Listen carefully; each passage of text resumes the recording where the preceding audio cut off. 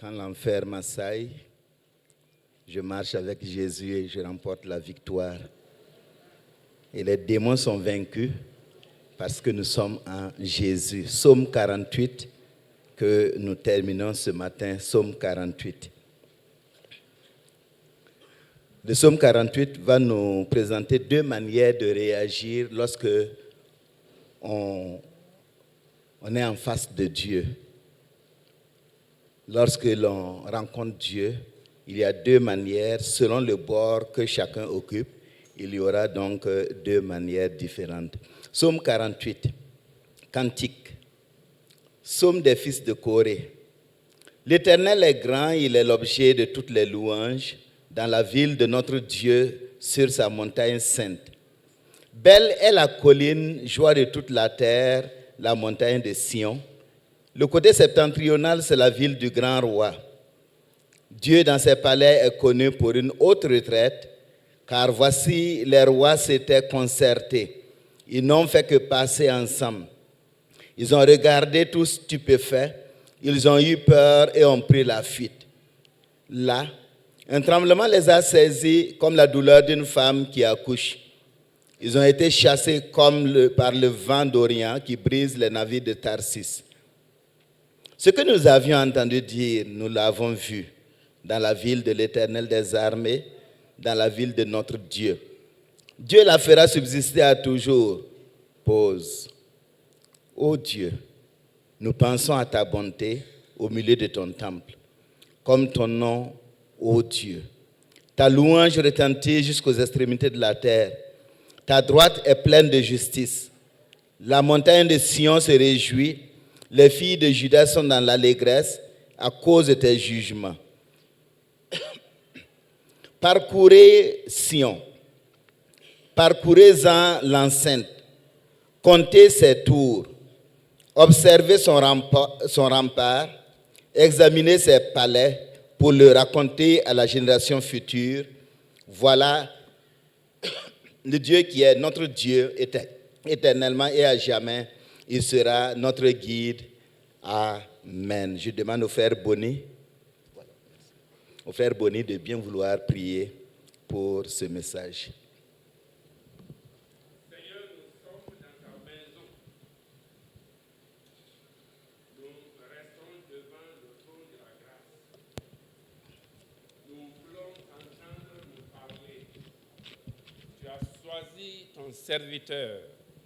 Tu l'as préparé, tu l'as équipé pour que toute parole qui sortira de sa bouche soit une parole qui affermit, soit une parole qui guérit, soit une parole qui fait son œuvre dans nos vies. C'est pourquoi, Seigneur, il se prête à toi. Que toutes ces insuffisances soient ôtées en lui. Merci. Et qu'il reçoive l'onction qui vient de toi. Qu'il soit dirigé par ton Saint-Esprit, que nous soyons tous ouverts à l'écoute de ta parole, que nous entendions Dieu nous parler personnellement, que nous recevions, Seigneur, oui, ce que tu as à nous dire, pour nous conduire dans ta lumière, pour que chaque jour qui passe, nous soyons plus proches de toi. Reçois la gloire au nom de Jésus. Amen. Amen. Amen. Selon le bord spirituel que nous avons, la manière de s'arrêter et de faire face à Dieu ne sera pas la même. Mais avant d'en parler, nous voulons préciser deux éléments qui sont dans ce psaume. Il est question des fils de Corée. Les fils de Corée, il en est question dans Nombre chapitre 16. C'était des Lévites. Corée était un Lévite. Et il s'est rebellé contre Moïse et Aaron, disant que Moïse et Aaron se sont arrogés le droit du leadership et que tout le monde et tous ce sont lévites, ils peuvent conduire le peuple. Et donc Moïse va porter l'affaire devant Dieu. Et Dieu va réagir et montrer qu'effectivement c'est lui qui a choisi Moïse, c'est lui qui a choisi Aaron afin qu'ils jouent le rôle qu'ils sont en train de jouer. Et ce jour-là, Dieu va le faire de manière claire. Et Dieu, dans sa colère, va frapper Corée avec sa famille et ses maisons, leurs maisons, de telle sorte que la terre va s'ouvrir. Et Corée et ceux-là qui se sont rebellés avec lui, 250, ont été frappés par Dieu. Ils sont rentrés vivants dans les antres de la terre et la terre s'est refermée sur eux. Voilà ce que notre Dieu fait lorsqu'on se rebelle contre lui. Alors, dans Nombre au chapitre 26, verset 11, il est dit que les fils de Corée ne moururent pas. Probablement tous les fils de Corée n'étaient pas engagés dans cette rébellion. Et donc, ils ne sont pas morts. Et ces fils de Corée sont restés dans le service de Dieu, dans le tabernacle, puisqu'ils sont lévites. Et 4 siècles plus tard, au temps du roi David, il va former un collège d'adorateurs, d'hommes et de chantres de l'Éternel. Il y a les fils d'Azaph, il y a les fils de Corée. Et les fils de Corée ont formé un groupe qui va louer le Seigneur. Et ce sont ces fils de Corée qui ont écrit ce psaume, le psaume 48. Mais ils ont écrit aussi le psaume 44 à 49 et aussi le psaume 42. Donc ce sont là les fils de Corée, les adorateurs de Dieu. Dans ce passage, il est aussi question d'un lieu, Sion. Sion est une montagne en fait à Jérusalem. Et lorsque David a été reconnu, accepté comme un roi de tout Israël, il est allé à Jérusalem pour en faire sa capitale. Et il a pris Sion, la montagne de Sion, qui était occupée par les Jébusiens. Les Jébusiens, ce sont des Cananéens. C'est eux qui étaient les habitants. Donc, il les a vaincus. Lorsque vous lisez 2 Samuel 5, à partir du verset 6, il est dit que le roi marcha avec ses gens sur Jérusalem contre les Jébusiens, habitants du pays. Et David s'est emparé de la forteresse de Sion, et c'est ce qu'on appelle la cité de David. David s'établit dans la forteresse qu'il appela cité de David. Il fit de tous côtés des constructions, en dehors et en dedans. Et donc, David a fait de Sion la base de son règne, le siège de son règne, et c'est là qu'il a construit, et c'est là qu'il a habité, et c'est là aussi qu'il va faire venir l'arche de l'alliance pour qu'elle habite dans une tente sur la montagne de Sion. Et Sion sera reconnue comme étant la montagne de Dieu. Parce que plus tard, lorsqu'on va construire le temple sur le mont Morija, qui avoisine Sion, à la fin, Sion et le mont Morija, tout cela va faire partie de Jérusalem. Et donc, quand on parle de Sion, il est question de la montagne sainte. Il est question de la montagne de Dieu, parce que le temple se trouve à Sion. Il est question de la ville de Dieu. Et donc, c'est de Sion que Dieu manifeste sa puissance et sa gloire. Et c'est pourquoi les Hébreux, dans l'Ancien Testament, vous verrez en plusieurs endroits, il est question de Sion. En réalité, ça veut dire Jérusalem, ça veut dire le siège de Dieu sur la terre, ça veut dire le lieu du trône, du règne de Dieu. Et les habitants donc de Jérusalem sont appelés les habitants de Sion, ou bien les enfants de Sion. Et lorsque on dit la fille de Sion, il s'agit des villages environnant Jérusalem qui sont tous appelés filles de Sion. Sion, dans l'Ancien Testament, est aussi un nom de code. Un nom de code pour le royaume de Dieu à venir. C'est le symbole de la domination de l'Éternel sur toute la terre. Et c'est le lieu de la promesse d'un avenir radieux où les non-juifs viendront se soumettre au Dieu d'Israël. Lorsque vous lisez Ésaïe au chapitre 2, versets 3 à 4, il est dit que les nations vont aller à Sion pour recevoir la loi de l'Éternel. C'est le lieu où la royauté davidique va s'installer. Le culte va avoir lieu à partir de Sion. En disant royauté davidique et culte, nous reportons à la période du règne de Jésus sur la terre, le règne millénaire. Lorsqu'il va descendre sur le mont des Oliviers, il va frapper l'antichrist et le faux prophète. les armées qui sont venues contre Jérusalem, ce seront des armées nationales de toute la terre. Ces armées seront détruites et seront la nourriture des chacals et des vautours. Et Jésus va régner à partir de Sion à Jérusalem, à partir de cette montagne, et il va diriger le monde à partir de là pendant 1000 ans. Et Ésaïe 2 nous dit que les nations vont aller vers Sion pour écouter la loi de l'Éternel. Et il n'y aura pas une nation qui ne va pas aller. La nation qui n'ira pas n'aura pas de pluie et donc elle ne connaîtra pas le bonheur du millénium parce qu'en ce temps, tous pourront vivre les 1000 ans de paix que Jésus va installer sur la terre. Alors, dans ce passage, il y a deux manières de rencontrer Dieu. Prenons d'abord la manière négative. C'est la terreur pour les ennemis de Dieu lorsqu'ils sont en face de Dieu. Ce psaume le dit à partir du verset 5 jusqu'au verset 8. Tous ceux qui n'appartiennent pas à l'Éternel, c'est-à-dire ceux qui n'appartiennent pas à Jésus-Christ, sont reconnus comme étant les ennemis du Dieu de Sion. Et vous et moi qui sommes là, nous faisions partie des ennemis du Dieu de Sion. C'est la conversion à Christ qui a fait que nous ne sommes plus ennemis et nous sommes plutôt amis du Dieu de Sion.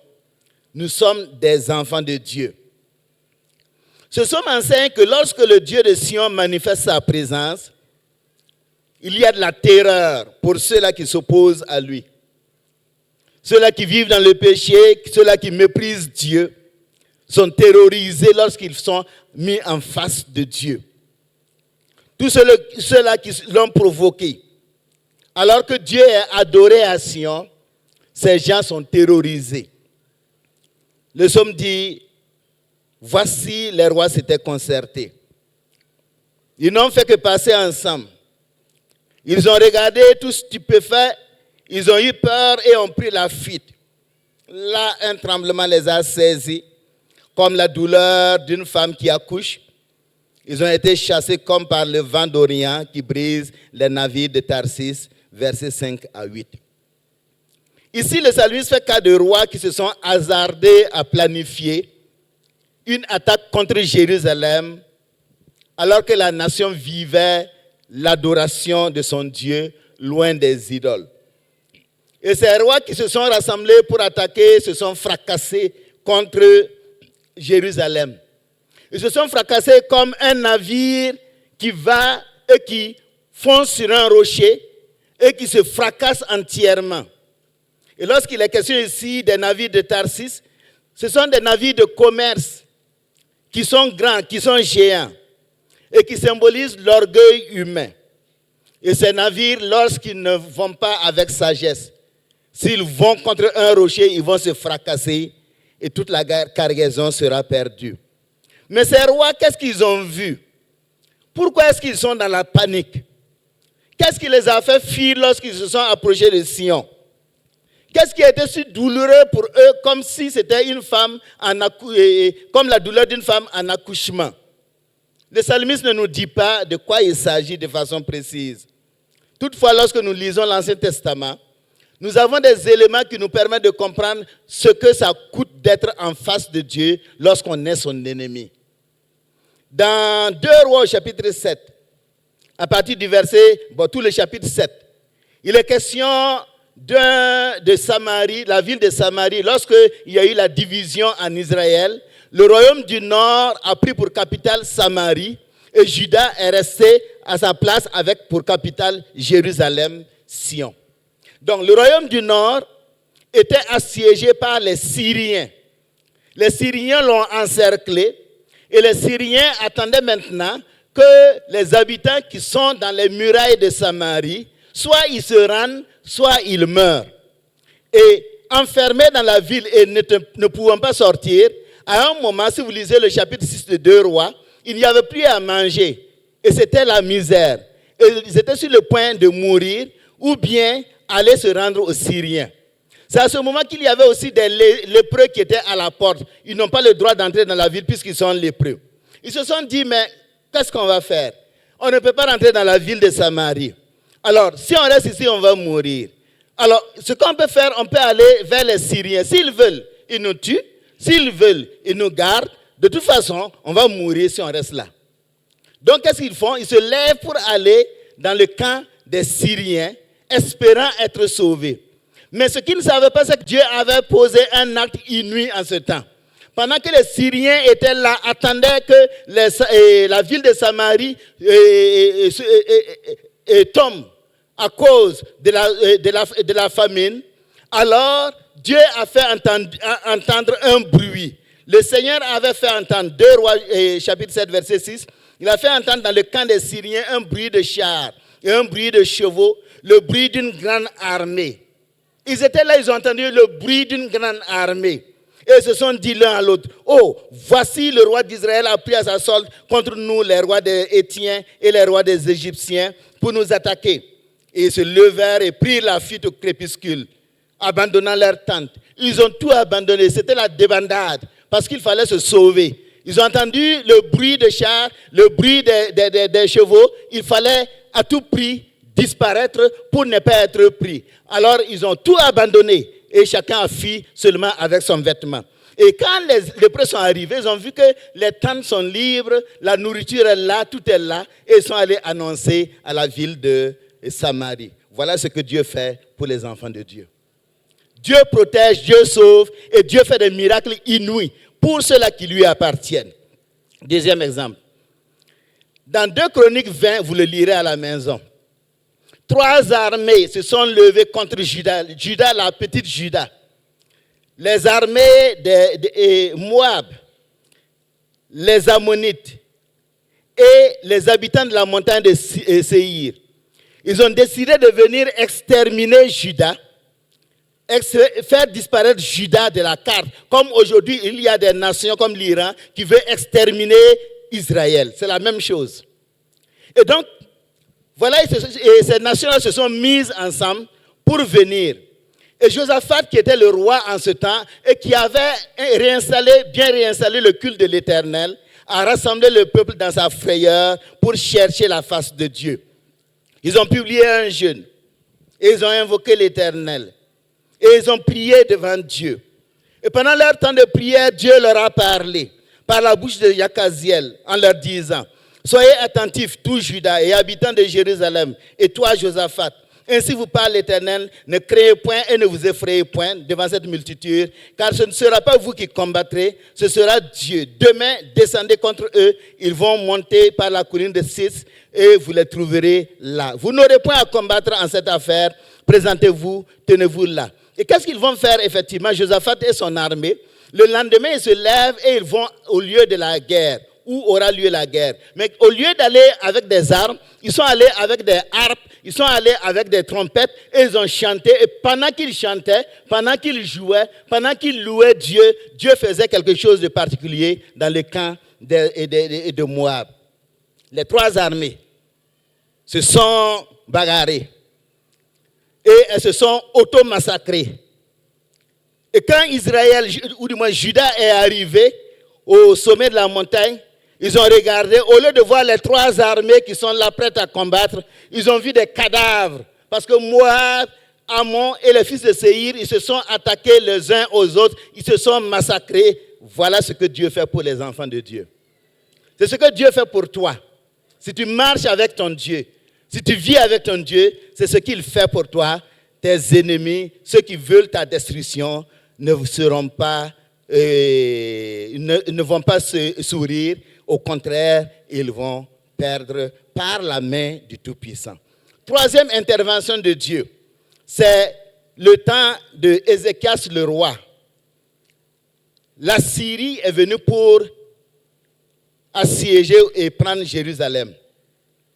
Senachérib, le roi d'Assyrie, est venu avec son armée assiéger Juda dans l'intention de s'en emparer. C'est 2 Chroniques au chapitre 32 que vous pourrez lire à la maison. Alors, Sennachérib, ce qu'il a fait, ou Sanchérib, c'est la même chose, il a eu des paroles offensantes. Il a parlé contre l'Éternel. Et il dit, à partir du verset 13, « Ne savez-vous pas ce que nous avons fait, moi et mes pères, à tous les peuples des autres pays? Les dieux des nations de ces pays ont-ils pu délivrer leur pays de ma main? Parmi les dieux de ces nations que mes pères ont exterminés, quel est celui qui a pu délivrer son peuple de ma main pour que votre Dieu puisse vous délivrer de ma main? » Et les serviteurs de Sanchérib parlèrent encore contre l'Éternel Dieu et contre Ézéchias son serviteur. Et il envoya une lettre insultante pour l'Éternel, le Dieu d'Israël, en s'exprimant ainsi contre lui. De même que les dieux des nations des autres pays n'ont pu délivrer leur peuple de ma main, de même le Dieu d'Ézéchias ne délivrera pas son peuple de ma main. Et la Bible nous dit qu'ils parlaient du Dieu de Jérusalem. Ils ont parlé du Dieu de Sion comme des dieux des peuples de la terre qui sont des ouvrages de main d'hommes. Sanchérib est allé trop loin. Il a dit des choses qu'il ne devait pas dire. Il a fait des choses qu'il ne devait pas faire. Et ce qu'il ne fallait pas. Celui qui s'attaque à la gloire de Dieu sera massacré par le Dieu vivant et puissant. Celui qui se lève contre Dieu va voir Dieu contre lui. Le roi Ézéchias et le prophète Ésaïe, fils d'Amoz, se mirent à prier à ce sujet. Ils crièrent au ciel. Alors l'Éternel envoya un ange qui extermina dans le camp du roi d'Assyrie tous les vaillants hommes, les princes et les chefs. En fait, si vous lisez dans 2 Rois 19, il est dit, cette nuit-là, l'ange de l'Éternel est venu et il a frappé 185 000 hommes parmi les soldats du roi d'Assyrie. Et il s'est levé le matin, il a vu que toute son armée est cadavre. Et qu'est-ce qu'il va faire? Il a fui, il a pris la tangente. Il a fui pour aller dans son pays. Et quand il est arrivé dans son pays, ses propres enfants l'ont tué là. Bien-aimé, Dieu est un Dieu à craindre. Parce que c'est un Dieu vivant et puissant. Nous savons que notre Dieu est amour. Il est bon, patient et plein de compassion. Mais il peut aussi montrer un autre visage lorsque sa patience est à son terme, lorsque des gens s'attaquent à sa gloire. Et c'est pourquoi Paul dit, dans Galates 6:7, ne vous y trompez pas. On ne se moque pas de Dieu. Et plus précisément, dans Hébreux 10:31, il est dit, c'est une chose terrible de tomber entre les mains du Dieu vivant. Bien-aimés, que ceux-là qui craignent Dieu restent dans leur voie. Vous êtes en sécurité. Vous êtes protégés. Mais ceux-là qui s'élèvent contre Dieu, ceux-là qui s'attaquent à la gloire de Dieu, vont rencontrer Dieu, ils seront terrorisés. Tous ceux qui se sont enorgueillis devant lui l'ont fait à leur péril.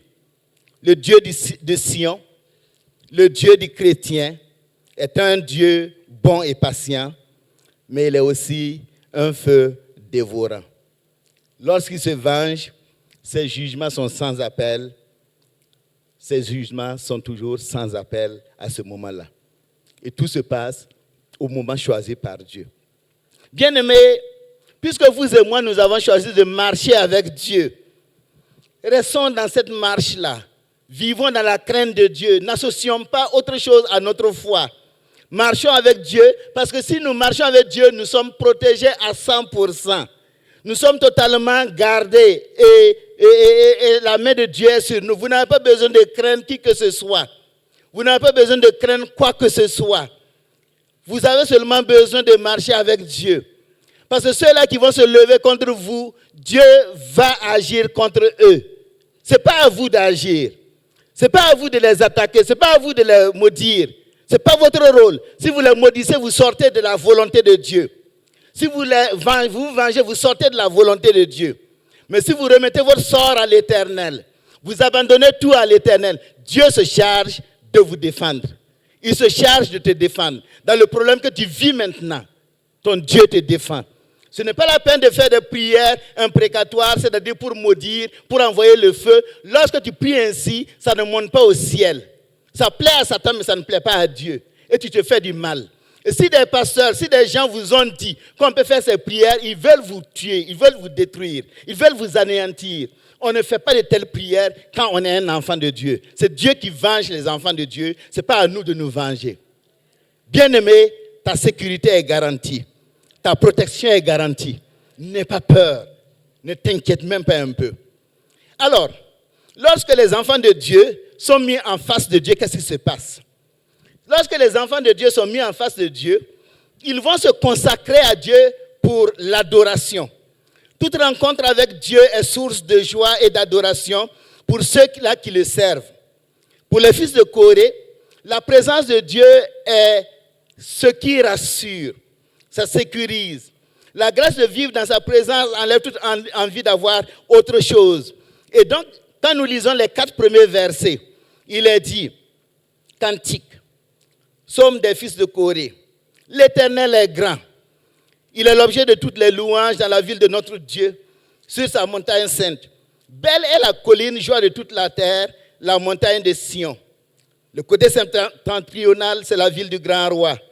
Dieu dans ses palais est connu pour une haute retraite. Les fils de Corée chantent la majesté de Dieu. Ils chantent l'infaillibilité de la protection de Dieu.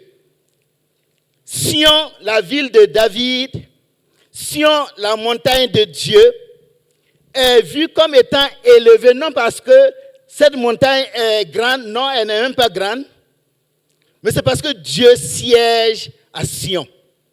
Dès le moment où Dieu règne à Sion, Sion devient une montagne immense. Et vous savez ce que Dieu fait? Dieu a choisi de venir régner dans ta vie.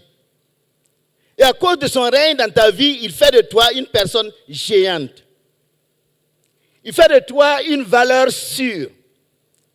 Il fait de telle sorte que toi, tu es élevé comme Sion est élevé à cause de Dieu qui vit en toi.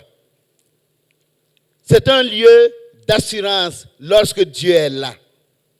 Et lorsque le psalmiste dit au verset 3, « Belle est la colline, joie de toute la terre, la montagne de Sion », il est en train de nous engager dans la perspective eschatologique.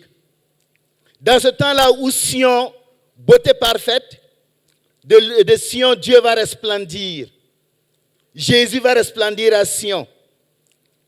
Devant lui, il vient notre Dieu, il ne reste pas en silence. Devant lui est un feu dévorant.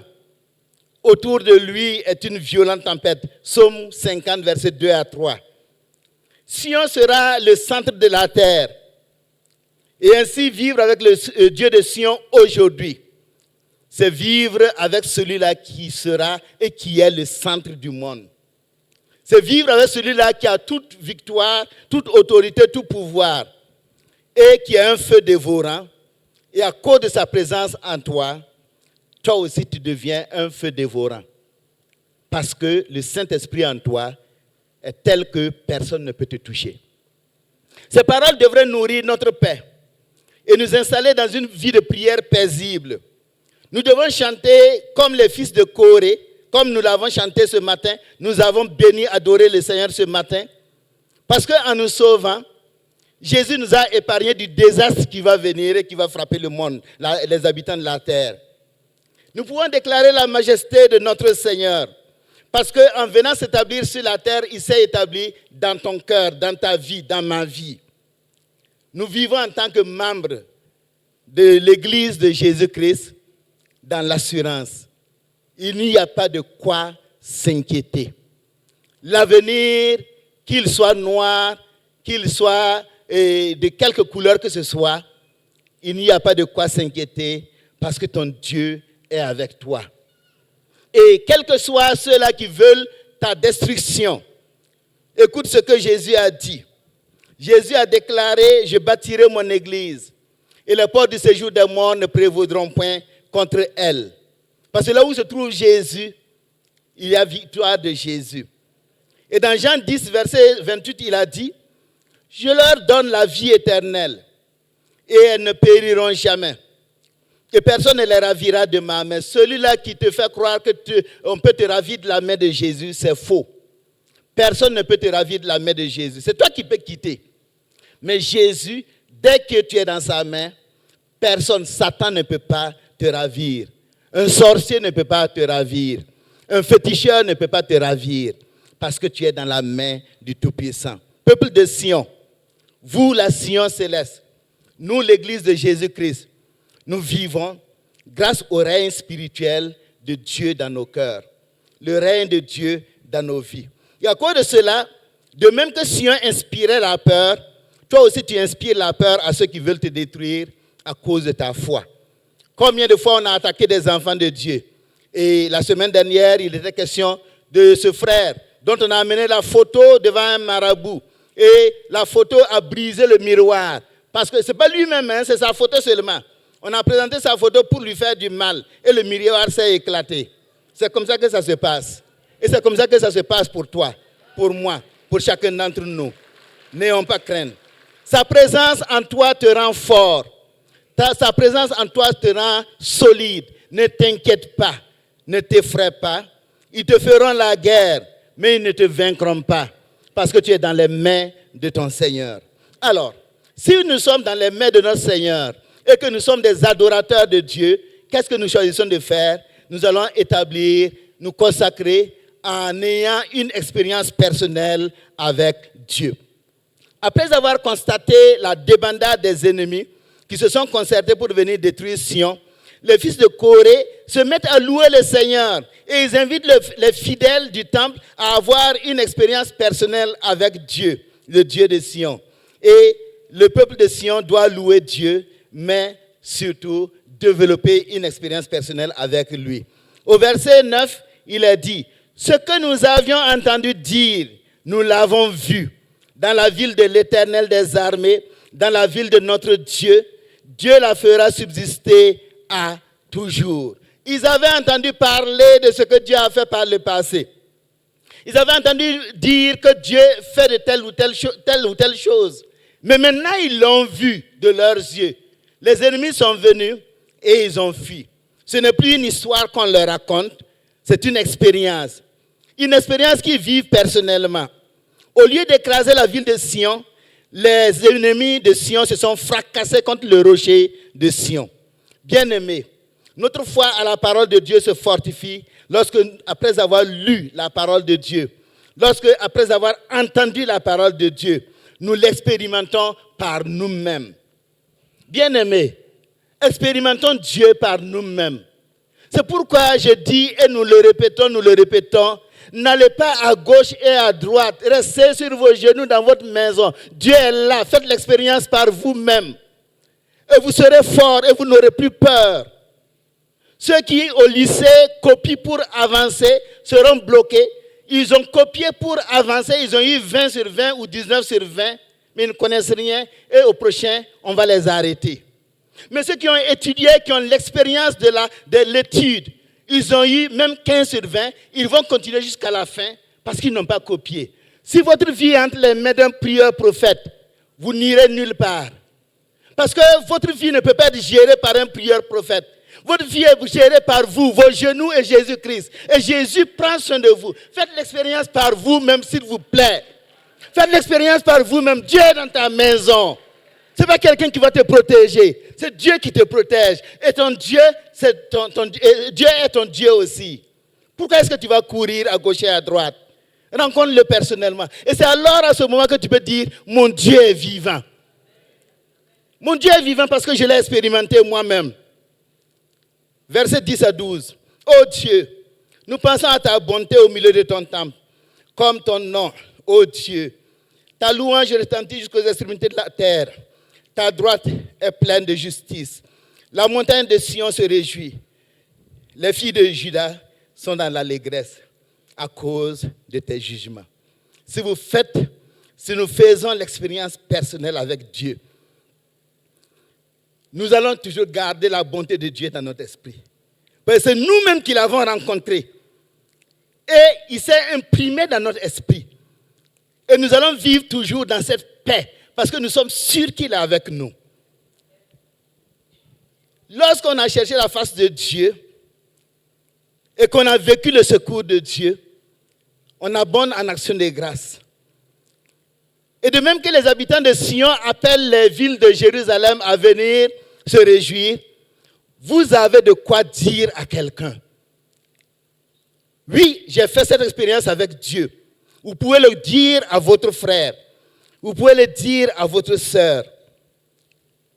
Et c'est avec ça que nous pouvons aussi convaincre ceux-là qui ne connaissent pas Christ. Parce que nous avons fait notre propre expérience avec Dieu. Ne prenez pas l'expérience de quelqu'un pour aller la raconter aux autres.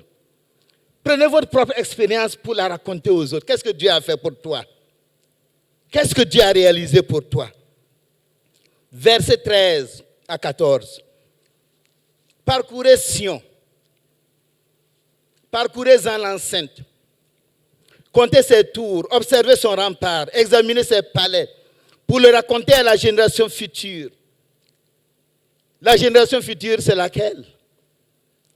C'est celle qui est dans ta maison, tes enfants. Pour se convaincre de la perfection, de la protection de Dieu, les fils de Corée disent au peuple de Jérusalem, sortez et regardez les murailles. Est-ce qu'il y a un problème au niveau des murailles? Est-ce qu'on a pu briser les remparts de Jérusalem? Non. Ils sont venus. Les rois s'étaient assemblés, ils se sont avancés ensemble contre Sion. À peine ont-ils vu le Seigneur, ils ont été frappés de stupeur. Épouvantés, ils ont pris la fuite. Un tremblement les a saisis sur place comme l'angoisse saisit une femme au moment d'accoucher. Qu'est-ce qu'ils ont vu? Qu'est-ce qui les a épouvantés? Ils ont vu autour de Jérusalem ce rocher spirituel